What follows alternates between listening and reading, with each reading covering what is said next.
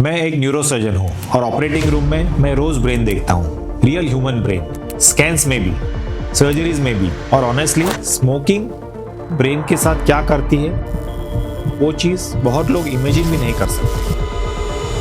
बहुत लोग स्मोकिंग सुनते ही लंग्स इमेजिन करते हैं, लेकिन ऑलमोस्ट कोई ये नहीं सोचता कि स्मोकिंग ब्रेन को भी फिजिकली श्रिंक कर सकती है। और स्कैरी पार्ट ये है, ये डैमेज सडनली नहीं होता, ये स्लोली बिल्ड होता है, ईयर्स तक साइलेंटली। और कई बार सिम्टम्स तब तक विजिबल नहीं होते जब तक brain already significant damage face नहीं कर चुका होता। जब स्मोक लंग्स के अंदर जाता है तो सिर्फ निकोटिन नहीं, thousands of toxic chemicals body में एंटर करते हैं। Tar, carbon monoxide, heavy metals, oxidative chemicals, और within seconds nicotine blood के थ्रू ब्रेन तक पहुंच जाता है। नॉर्मली ब्रेन के अराउंड एक प्रोटेक्टिव शील्ड होती है जिसे हम ब्लड ब्रेन बैरियर कहते हैं। ये हार्मफुल सब्सटेंसेस को ब्रेन से दूर रखने की कोशिश करती है, लेकिन निकोटिन उस बैरियर को क्रॉस कर सकती है और डायरेक्टली ब्रेन के रिवॉर्ड सिस्टम को अफेक्ट करना शुरू करती है। निकोटिन डोपामिन रिलीज करती है और डोपामिन वो केमिकल है जो प्लेजर और रिवॉर्ड फीलिंग क्रिएट करता है।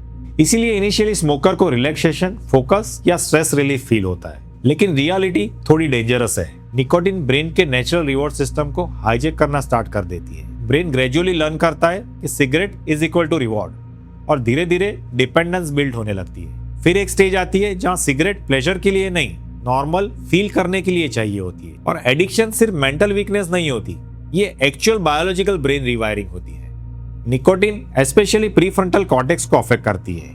ये ब्रेन का वो पार्ट है जो decision making, impulse control, planning और सेल्फ डिसिप्लिन हैंडल करता है। सिंपल लैंग्वेज में जितनी स्मोकिंग इंक्रीज होती है उतना ब्रेन का सेल्फ कंट्रोल सिस्टम वीक पड़ने लगता है।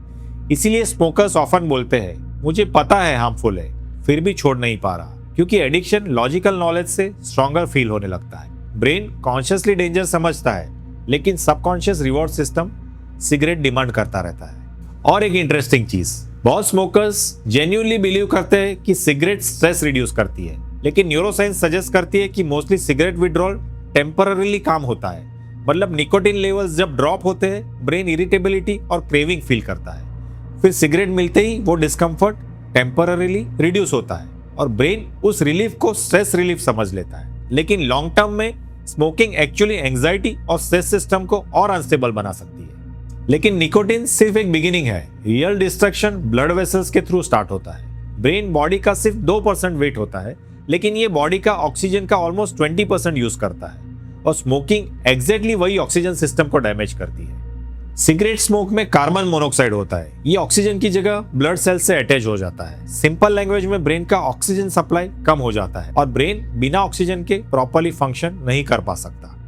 इसीलिए क्रोनिक स्मोकर्स में फटीग, ब्रेन फॉग और कंसंट्रेशन प्रॉब्लम कॉमनली होते हैं। स्मोकिंग ब्लड वेसल्स की इनर लाइनिंग को भी डैमेज करते हैं। हेल्दी ब्लड वेसल्स की इनर लाइनिंग बहुत ही स्मूथ होती है और ब्लड वेसल्स बहुत ही फ्लेक्सिबल होती है, लेकिन स्मोकिंग उन्हें इन्फ्लेम्ड और रफ बना देता है। और फिर ब्लड वेसल्स में प्लाक बिल्डअप होते हैं, ब्लड वेसल्स नैरो होने लगती है, स्टिफ होने लगती है, ब्लड प्रेशर इंक्रीज होता है और ब्लड क्लॉट फॉर्मेशन का रिस्क भी बढ़ जाता है। अब सारी चीज कंबाइन करो, damage arteries, low oxygen, high blood pressure, poor circulation, ये परफेक्ट सेटअप है स्ट्रोक के लिए। स्ट्रोक बेसिकली तब होता है जब ब्रेन के किसी एरिया तक ब्लड सप्लाई प्रॉपरली नहीं पहुंचती। और याद रखें, ब्रेन सेल्स ऑक्सीजन के बिना मिनट्स में डैमेज होना शुरू हो जाते हैं। स्ट्रोक सडनली स्पीच अफेक्ट कर सकता है, मेमोरी डैमेज कर सकता है, बॉडी पैरालिसिस कर सकता है या पर्सनालिटी तक चेंज कर सकता है। और स्मोकर्स में स्ट्रोक रिस्क सिग्निफिकेंटली हायर होता है, स्पेशली अगर स्मोकिंग के साथ हाई ब्लड प्रेशर, डायबिटीज या कोलेस्टेरॉल भी हो। लेकिन स्मोकिंग का डैमेज सिर्फ स्ट्रोक तक लिमिटेड नहीं होता, मोस्ट डैमेज साइलेंटली ईयर्स में बिल्ड होता है। और स्टडीज में ये देखा गया है कि क्रोनिक स्मोकर में ब्रेन का वॉल्यूम रिड्यूस हो जाता है, स्पेशली ग्रे मैटर और व्हाइट मैटर अफेक्ट होते हैं। ग्रे मैटर थिंकिंग और प्रोसेसिंग से लिंक्ड होता है, व्हाइट मैटर ब्रेन रीजन्स के कम्युनिकेशन पाथवे होते हैं। सिंपल लैंग्वेज में ब्रेन का नेटवर्क सिस्टम ग्रेजुअली वीकर होने लगता है। इसीलिए बहुत सारे स्मोकर्स इवेंचुअली एक्सपीरियंस करते हैं memory problems, slow thinking, poor concentration, brain fog, mental fatigue, और लॉन्ग टर्म स्मोकिंग डिमेंशिया का रिस्क भी बढ़ा सकता है। इंटरेस्टिंग बात यह है कि स्मोकिंग आपके ब्रेन एजिंग को भी एक्सेलरेट कर सकता है। मतलब ब्रेन बायोलॉजिकली अपनी एक्चुअल एज से ओल्डर बिहेव करना शुरू करता है। प्रोसेसिंग स्पीड स्लो फील हो सकती है, रिएक्शन टाइम अफेक्ट हो सकता है, मेमोरी डिक्लाइन फास्टर हो सकता है, और ये चेंजेस यूजुअली ओवरनाइट विजिबल नहीं होते।